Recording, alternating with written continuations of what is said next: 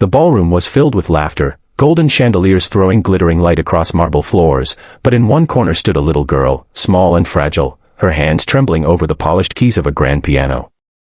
Her clothes were plain, her shoes scuffed, and yet her eyes carried a quiet determination that seemed to pierce through the grandeur around her.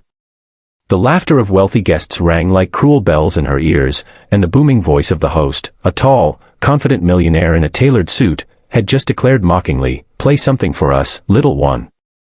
If you can truly impress me, I'll adopt you." The crowd chuckled as if it were a joke, but to the little girl, those words were not a game. They were a doorway to the life she had been praying for. If you believe in kindness, in second chances, and in the power of compassion, then please take a moment to like this video, share it with your friends, and subscribe to Kindness Corner. Your support helps us spread these stories that remind the world what truly matters. The girl's name was Anna, just 7 years old, but her life had been harder than most could imagine. She had been abandoned as a toddler and shuffled between foster homes where neglect and hunger became her constant companions. The piano was her secret escape. She had discovered it in a dusty corner of an old orphanage, where broken toys and forgotten furniture gathered. Her fingers had found their way to the keys almost instinctively, pressing them one by one until a sound, imperfect but beautiful, filled the emptiness around her. From that moment, music became her language, the only way she could pour out the feelings she was too young to put into words. Now, here she was, standing in front of men and women who saw her as little more than a spectacle. Her heart pounded, and she wondered if she even deserved to sit at the piano in this glittering room. The millionaire who had spoken those words, his name was Alexander Gray, was known for his arrogance as much as his wealth. He wore success like armor, always amused by the desperation of those beneath him. He had only meant to tease her, to entertain his guests with a show of cruelty disguised as humor. But Anna didn't see it that way. For her, it was a chance. As her small hands hovered above the keys, she remembered the countless nights she had spent practicing with nothing but moonlight to guide her. She remembered how the nuns at the orphanage would sometimes hush her because she played too late, but she couldn't stop. Music was the only thing that made her feel alive. And now, with everyone watching, her soul demanded to be heard. At first, her fingers stumbled. A wrong note echoed, and someone in the crowd laughed. Alexander leaned back in his chair, smirking, but then something shifted. Anna closed her eyes, shutting out the glittering chandeliers, the judgmental eyes, and the cruel chuckles. She imagined herself back at the orphanage, alone with the piano, and let her heart lead her. The melody that flowed was not from sheet music or training, it was raw, unfiltered emotion, a song that told of loneliness, longing, and a fragile hope that refused to die. The room began to quiet. The laughter faded, replaced by a hush that spread like a ripple across the crowd. One by one, even the most skeptical guests fell silent as Anna's music wove its spell. Her small body swayed with the notes, her eyes still closed, and the sound that filled the room was unlike anything they had ever heard. It wasn't perfect, there were tiny mistakes, uneven rhythms, but the purity of her heart poured through every key she touched. Alexander's smirk faltered. He leaned forward, his eyes fixed on the little girl who had dared to turn his mocking challenge into something extraordinary.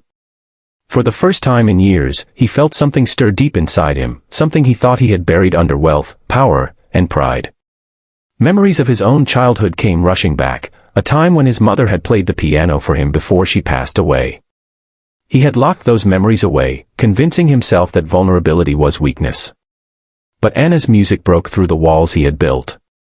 When the final note lingered in the air, the silence in the room was overwhelming. No one clapped, no one dared speak. All eyes were on the little girl who had just turned a cruel game into a moment of truth. She opened her eyes slowly, as if waking from a dream, and looked directly at Alexander. For a moment, she wasn't a scared orphan, she was a brave soul demanding to be seen. Alexander's throat tightened. He wanted to laugh again, to dismiss what had just happened, but the words wouldn't come. Instead, he found himself rising to his feet, his eyes burning with emotions he couldn't control. The room erupted into applause, but Alexander barely heard it. All he could see was Anna, standing there with her hands still resting on the piano, waiting for an answer. The crowd expected him to continue the joke, to toss out another line and entertain them. But Alexander was no longer in the mood for laughter.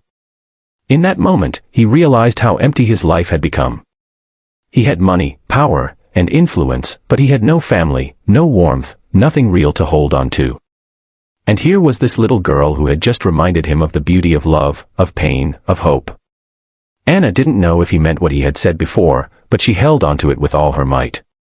For her, adoption meant safety, love, belonging, everything she had never truly had.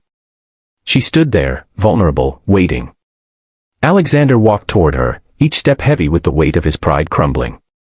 When he finally reached her, he knelt down so his eyes were level with hers. In a voice unsteady but sincere, he whispered, "You've given me something no amount of money could ever buy. From this day forward, you're not alone anymore." Tears welled in Anna's eyes, and for the first time in years, she allowed herself to believe. The applause grew louder as the guests realized they had just witnessed something unforgettable, but for Anna and Alexander, the world had shrunk to just the two of them. He wrapped his arms around her gently, and she clung to him as if afraid he might disappear. The story didn't end there.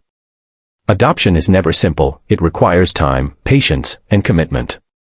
Alexander faced questions from friends and ridicule from those who thought he had gone soft. But he didn't care. For the first time in his life, he had a purpose beyond wealth. Anna, too, had to adjust. She carried scars from her past, fears that didn't vanish overnight, but slowly, with Alexander's unwavering support, she began to heal. The piano remained her sanctuary, but now it was no longer a lonely one. She played for him, and sometimes, he would sit beside her, awkwardly pressing keys until they both burst into laughter. Months turned into years, and the bond between them grew unbreakable. Alexander discovered that true wealth was not measured by numbers in a bank account, but by the love you give and the lives you touch. Anna discovered that even the most broken hearts can find family in the most unexpected places. Together, they built a new story, one of hope, redemption, and music that would echo through their lives forever. If this story touched your heart, please take a moment to like this video, share it with someone you care about, and subscribe to Kindness Corner. Stories like these remind us all that no act of kindness, no moment of compassion, is ever wasted. And before we close, I'd love to hear from you.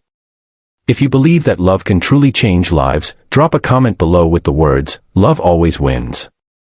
Because in the end, that is what this story proves, no matter how broken the past, no matter how cold the world may seem, love and kindness still have the power to rewrite destinies.